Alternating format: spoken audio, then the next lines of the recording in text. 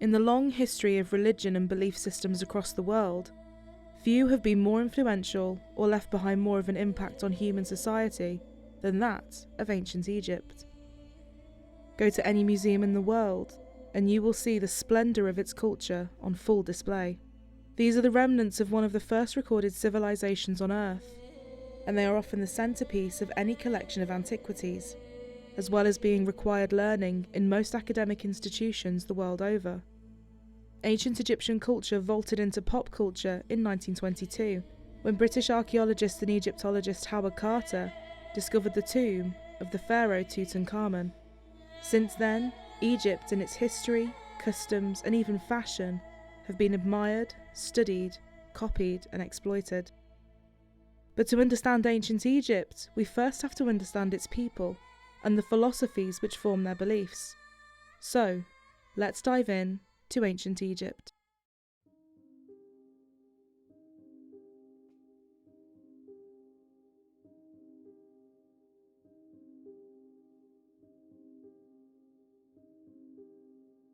It is the consensus of scholars that the beliefs and underlying form of ancient Egyptian culture dates back at least to circa 4000 BCE and lasted until 30 BCE, with the death of Cleopatra VII, the last ruler of the Ptolemaic dynasty of Egypt. One obvious influence over their beliefs was the natural environment around them. Most notably, there were three features that would come to define their core beliefs: the sun, which represented order, the Nile River, which represented renewal, and the harsh desert land outside of Egypt, which the people viewed was inhabited by the uncivilized enemies of Egypt, representing chaos. Taken together, they all represented a cycle of life and death that must always be in perpetual balance, summed up in one single word, mayat, meaning harmony. The Ouroboros, an image originating in China of a serpent eating its own tail, is a visual representation of this. It is prevalent throughout ancient Egyptian culture. One of its earliest known depictions was actually found in a funerary text in the tomb of Tutankhamun. In this context, the serpent represents the beginning and the end of time, and it is from this idea of harmony and fate that we get the basis of the all-powerful gods of Egypt.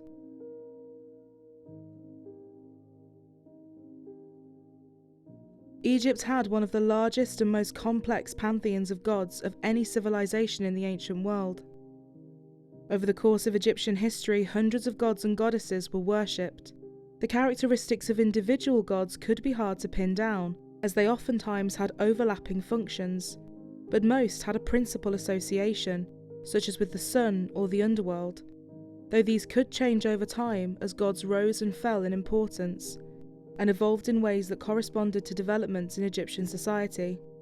Here are a few of the most important deities to know.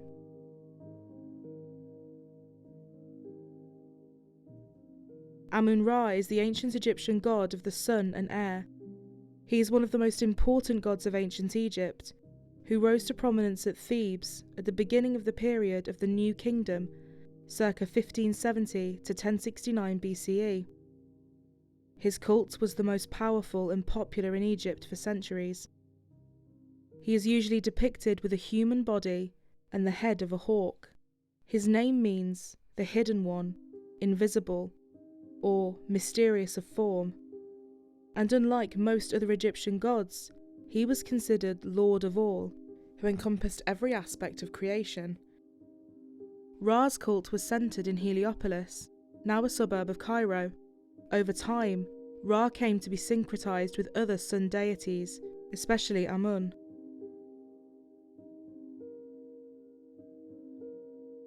Osiris is the Egyptian lord of the underworld and judge of the dead. Brother husband to Isis, one of the most important gods of ancient Egypt. The name Osiris is the Latinized form of the Egyptian Usia, which is interpreted as powerful or mighty. He is usually depicted as a handsome man in a royal dress, wearing the crown of Upper Egypt and carrying a crook and flail, symbols of kingship. His worship spanned thousands of years from shortly before the early dynastic period, circa 3150 to 2613 BCE, to the Ptolemaic dynasty, 30 BCE, the last dynasty to rule Egypt before the coming of Rome. It is also possible that Osiris was worshipped in some form in the pre-dynastic period of Egypt, dating back to 6000 BCE.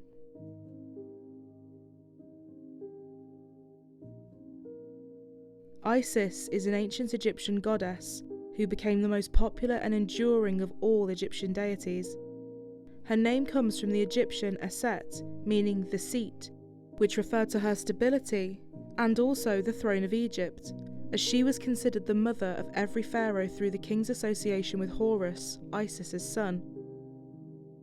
The origins of Isis are obscure. Unlike many gods, she can't be tied to a specific town, and there are no certain mentions of her in the earliest Egyptian texts.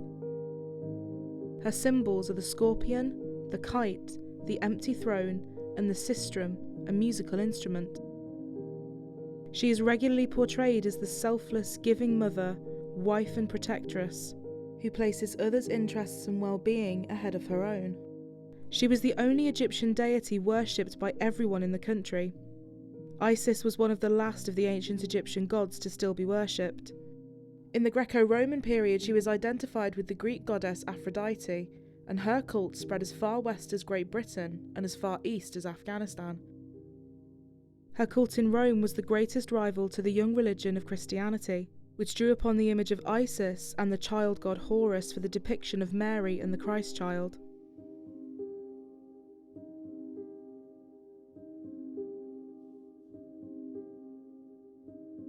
Horus is the name of the Egyptian sky god, which designates primarily two deities: Horus the Elder, the last born of the first 5 original gods, and Horus the Younger, the son of Osiris and Isis.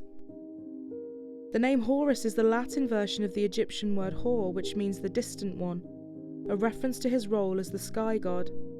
He is depicted as a falcon, or as a man with a falcon's head.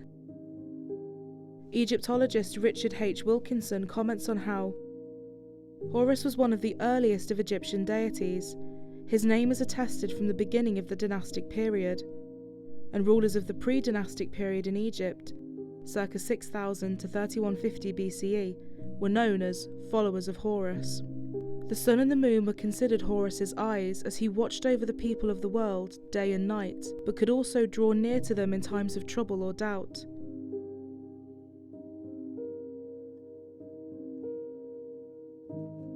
Set, also known as Seth, was the Egyptian god of war, chaos and storms, brother of Osiris, Isis and Horus the Elder, uncle to Horus the Younger, and brother-husband to Nephthys. He is one of the first 5 gods created by the union of Geb, earth, and Nut, sky, after the creation of the world. His name is usually translated as instigator of confusion and destroyer, and he was associated with disorder, foreign lands and people, and the colour red. He is often depicted as an animal, or as a human, with the head of an animal of some sort. In the early dynastic period of Egypt, circa 3150 to 2613 BCE, he was an important and benevolent god of Upper Egypt, whose name was invoked for love spells and inscribed on amulets which served as love charms. But by the time of the New Kingdom, he came to be best known as the first murderer, who killed his older brother Osiris to reign over the world, and then tried to murder Osiris's son Horus.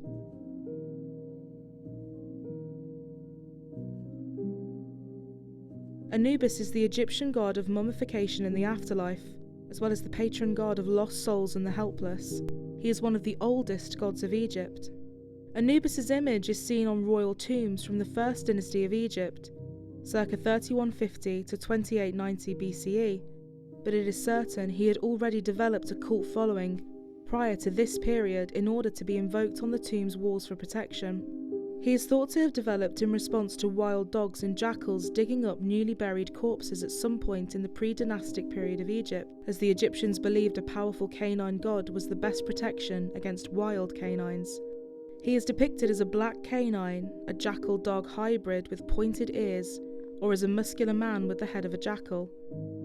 The colour black was chosen for its symbolism not because Egyptian dogs or jackals were black, but because black symbolised the decay of the body as well as the fertile soil of the Nile River Valley, which represented regeneration and life.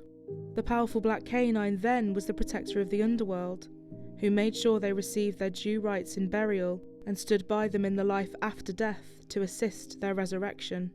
He was known as the first of the Westerners prior to the rise of Osiris in the Middle Kingdom, which meant he was the king of the dead. Westerners was the Egyptian term for departed souls in the afterlife, which lay westward, in the direction of the setting sun.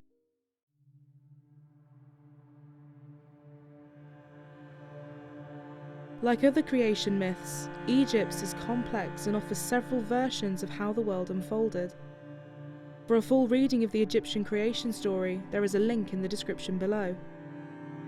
The short version is that ancient Egyptians believed that the basic principles of life, nature and society were determined by the gods at the creation of the world. It all began with the first stirring of the high god in the primeval waters. These various stories are recounted in hieroglyphic writings found on pyramids, temples, tombs, and on the sheets of papyrus. They describe how the earth was created out of the formless and was made to be a reflection of the world of the gods. The creation of the universe took place over a long period of time when the gods lived on earth and established kingdoms based on the principles of Mayat. When the gods left the earth to reside in the sky, the pharaohs inherited the right to rule, and for a time all was good, until humankind rose up in rebellion.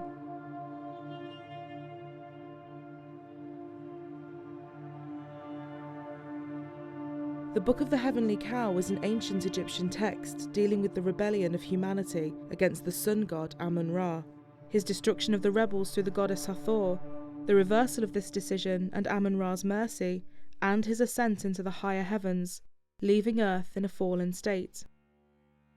The work is being compared with the Mesopotamian epic of Atrahasis and the biblical tale of Noah's Ark, and is thought to have been known in some form during the first intermediate period, circa 2181 to 2040 BCE, and written during the Middle Kingdom, circa 2040 to 1782 BCE. But the existing scripts all come from the New Kingdom, circa 1570 to 1069 BCE.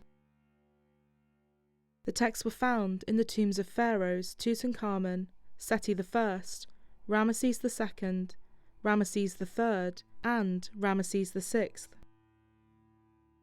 The story begins with humans plotting against Ra because he has grown old and they feel he can no longer manage the affairs of the world. Ra hears their scheme to overthrow him and calls the other gods to council to ask their advice on how to proceed. Noon, the primeval force from which creation sprang, advises Ra to send his eye to smite the humans, and Ra agrees. The Eye of Ra is most often personified as a goddess who either does Ra's bidding or escapes from his control to wreak havoc in a far-off land before either returning or being forced to come back. In this case, it is the goddess Hathor. She is released upon the world and kills thousands, but then Ra repents and tells her to stop. Hathor, who is now crazed by bloodlust, will not return to him.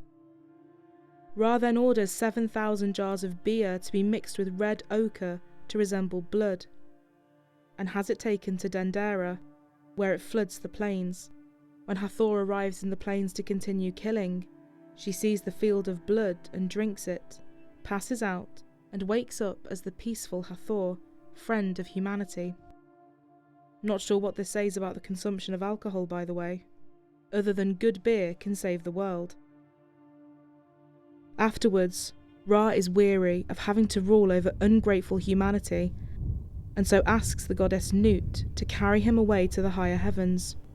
She is turned into a celestial cow and carries him away on her back, while other gods help her transport Ra higher and higher from the earth and the affairs of human beings.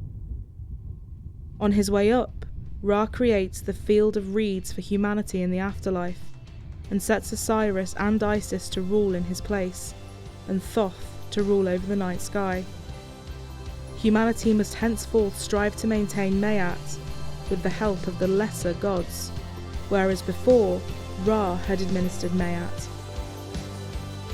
In other words, humanity's destiny is now in its own hands, and it must choose the fate of its own world. This is where the struggle for harmony comes from. There is now real consequence for the decisions humans make, but they must now live with them. And it is in this eternal struggle where the delicate balance of order, chaos and renewal has to be maintained. This is the essence of Mayat. Ancient Egyptian culture is timeless, and we are still living many of their principles and philosophies to this day.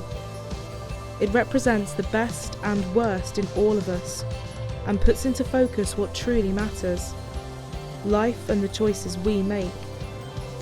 No matter what happens, there will always be a tomorrow.